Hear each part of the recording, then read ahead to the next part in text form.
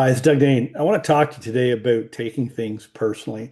I was looking at chapter 11 of my book. It's called It Wasn't Because of Me. And let me just share real quickly how I opened this chapter.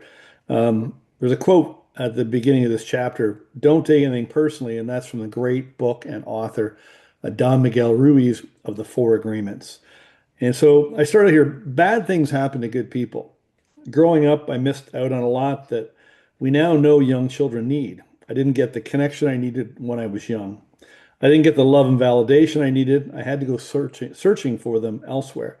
I didn't get direction and guidance when I got stuck or lost, so I went looking for someone to listen to me, and I ended up in the hands of a ring of pedophiles. I suffered for a long time with a case of mistaken identity. And so this chapter is about taking things so personally and really getting the idea across in your mind that of all the bad things that have happened to you, if you went through experiences like I did when you were young, adverse childhood experiences, they weren't because of you.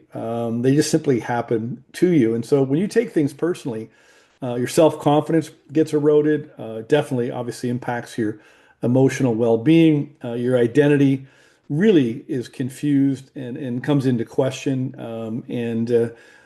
You can wander all over the place trying to get a sense of who you really are. You definitely lose connection with yourself and who you are. Obviously, lots of self-doubt, anxiety, burnout, you name it. So I want to just talk to you about this chapter and this quiet belief that destroys your confidence. So depending on your experiences when you were young and what you saw growing up, what you experienced in your home, how you were treated. Maybe you're like me and the other 60% of the adult population that's been through one or more forms of adverse childhood experiences, which is abuse, neglect, and then some real problems in your environment, in your home.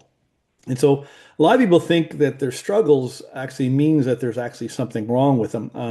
I want to suggest to you that the reason you're having struggles is because of the struggles you experienced when you were young. And in order to survive and cope, your fight or flight mechanisms kick in and find ways to perform, find ways to kind of fit in, and all these different things. And of course, this creates habits and behaviors that are unhealthy and cause you all kinds of problems later in your adult life. But if you didn't go through those difficult things when you were young, you probably wouldn't be doing the things that you're doing, including bad habits and coping mechanisms and behaviors like that. Obviously, when you're treated poorly and you grow up with the idea thinking that it must have been about you, you're the problem, or there's something wrong with you, or whatever would run through one's mind.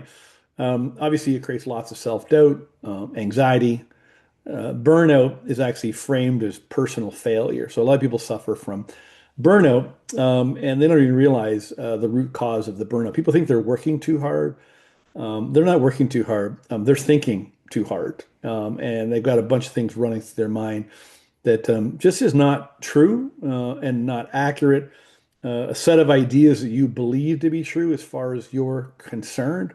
And so, of course, for me, I blame myself for all kinds of things that I did not understand. Most of my life and into my adult life, obviously, I struggled when I was young, but then I got into business and I became successful.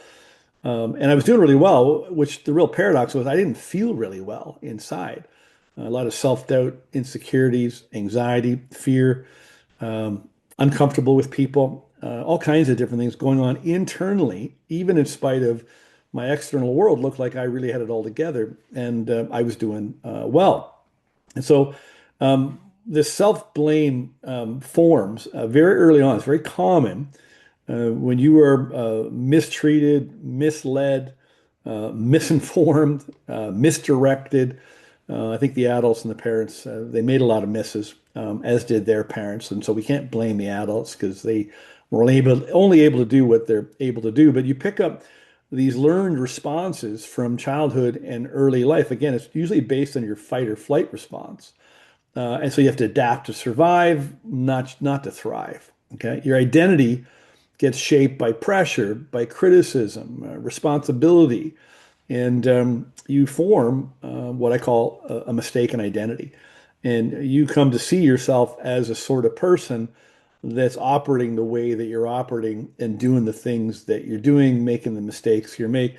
And people actually, they really got confusion because you think it's actually your personality, when in fact it's just a bunch of learned habits and behaviors and beliefs that you picked up along the way. And so this self-blame destroys your well-being. You're constantly self-monitoring, right? Checking, what are you thinking? What are you saying? Did that sound okay? You have this dialogue running in your head, constant overthinking and ruminating, fear of judgment. If you've experienced degradation when you were young or even into your early adult life, if you experience a lot of degradation, then you're overly sensitive to criticism, obviously, and you have an overcompensation for adulation and validation. And so you have an extreme fear of judgment, fear of what other people think. At the same time, you're trying to get confirmation, validation, because you never got it when you were young. And so these are the things, this overthinking, this self-monitoring, this ruminating, this worrying about the future and thinking about the past. That's what's causing your burnout and your exhaustion. And you can't heal if you're attacking yourself. And so the word healing, it's thrown around all over the internet and all over social media and different platforms and different narratives and things like that. And I don't think a lot of people understand healing. Um, like we don't really understand healing of our physical body unless you're a doctor or a nurse or a medical student or something like that. We hurt ourselves, we cut ourselves, and we know that our body heals. And if your body has a disease that's eating away at your body, it's more challenging to heal. And so you've got a dis-ease that's eating away at you. And you can't heal if you're attacking yourself, judging yourself, criticizing yourself. And so the shift that really changed everything for me was realizing that it wasn't about me. It wasn't because of me. And so when I first found out that I had went through extreme violence and abuse as a kid, I was 40 years old. It was all blocked out. My marriage failed. I went for marriage counseling, and the counselor suggested to me that I think there's abuse in your background. I said, I don't think so. And then I didn't recall that. He said, well, you might want to go gather some information from your past. And I did. And it was a pretty dark story. In fact, I wrote a story. It was called Dark Past, Bright Future. And I published it in a newspaper, in national news. It was on television. And it was through the book, The Four Agreements, that my counselor suggested that I read and really, really understand that. And so when I understood all the things I went through as a kid and how I was treated, that explained all my problems and all the mistakes that I made. And through that book, the second agreement, don't take anything personally, I stopped taking personally what I experienced as a kid because it wasn't about me. It could have happened to any little boy. Just happened to be me. I got adopted in that family. It could have been any boy got adopted in that family, but it was me. And so when I realized it wasn't because of me, I was able to separate my identity from some these learned unhealthy patterns. I was able to develop compassion and compassion without excuses, responsibility without shame. And so compassion towards the people that hurt me, the pedophiles, my parents, the different things that people in my life. And I have compassion for them now without excuses. I don't need to excuse away anything. Responsibility without shame. I can talk about this openly. I've taken responsibility for turning my life around and ending the unhealthy behaviors that I was experiencing because of what I went through. And I've done that without shame. And so really what we got to do is we got to really reset our mind. And so in my book, Mistaken Identity, I put this together as a formula or a remedy or a prescription to really clear up how you see yourself and how you feel about yourself and understand why you see yourself and feel about yourself the way that you do because of what it was like for you when you were young. So we can learn all that and then we can unlearn all the junk and then we can relearn and we can operate much better. So it's not about fixing you. It's not about digging endlessly into the past. You don't have to really dredge up the past, but there is information, data, I call it, facts. There is information in your past that would explain some of the challenges that you're facing. And so this is really about clearing up the identity that you inherited that is running actually all the reactions that you have to the problems that you have in your life or the people that you have in your life. And so this is all about restoring clarity, calm, and self-trust. So I just want to reassure you, you're not broken. You never were.